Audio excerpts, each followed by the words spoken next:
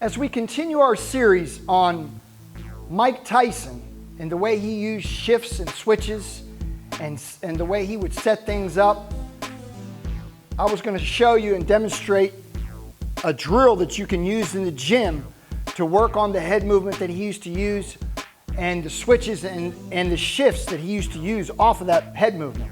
So the maze ball is one of the things that Custom Auto invented, that he developed with the peekaboo style. And the way they used that was, you could let it swing or you could just have it even standing there, because it's like the circumference and the object of a glove coming at you, okay? So when I could swing it a little bit and I can work on my head movement. See, I can move this way and it comes back and I can move this way. So I can here. I can bob here and here, slip here and here. Now the way he used to use that shift is he used to use all kinds of different shifts off of that. So let's say Tyson would move his head this way. When he would move his head, sometimes he would shift his feet like that, okay? So he'd be in an orthodox stance, or almost like I said, a neutral. He would be in a neutral stance where he could shift both ways. A lot of times he would come out more, like I said, a little bit right-handed. So like when he fought Frank Bruno, he's here and he move his head. When he moves his head here, he switches his feet like that. Just that little subtle footwork that he does there, that he switches himself and he gets himself to be in a southpaw stance, because the right foot and the right foot is a little bit in the lead. The left foot is behind the right foot. So the way he's doing that is he's slipping this way. When he slips this way, he switches his feet.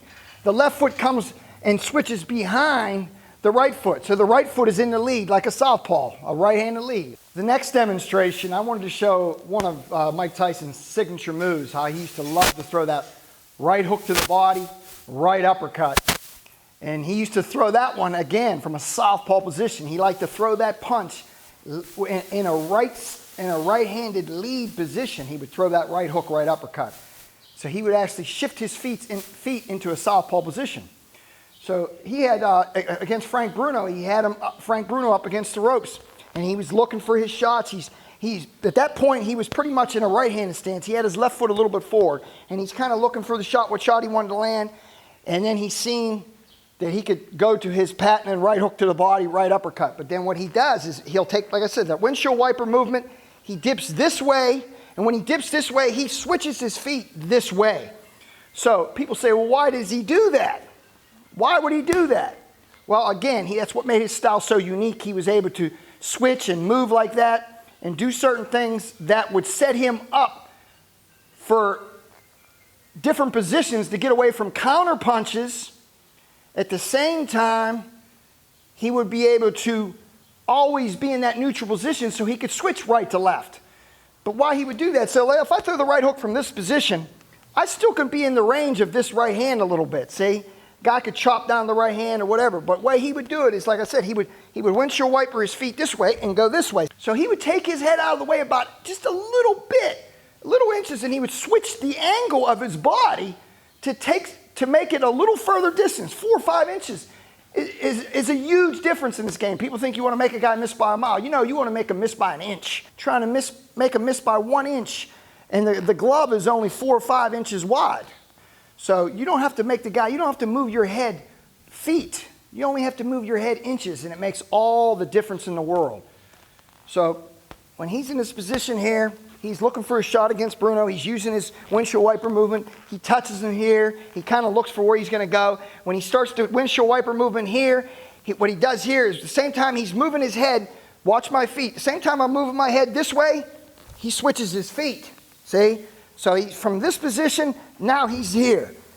Tyson's moving his head. He's looking. He's kind of looking. And then he switches. When he switches, he takes his head and he switches his feet.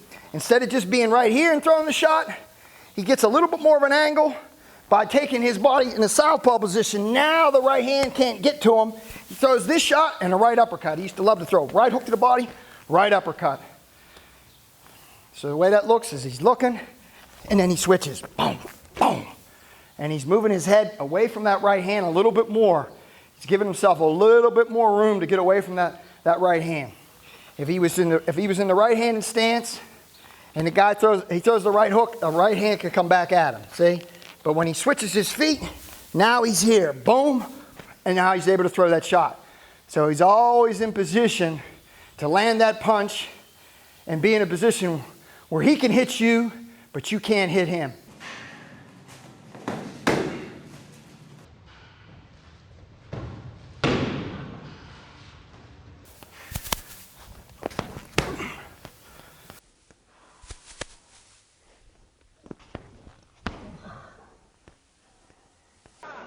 All right, here now the sequence which ended the bout as Richard Steele ultimately decided he had seen enough.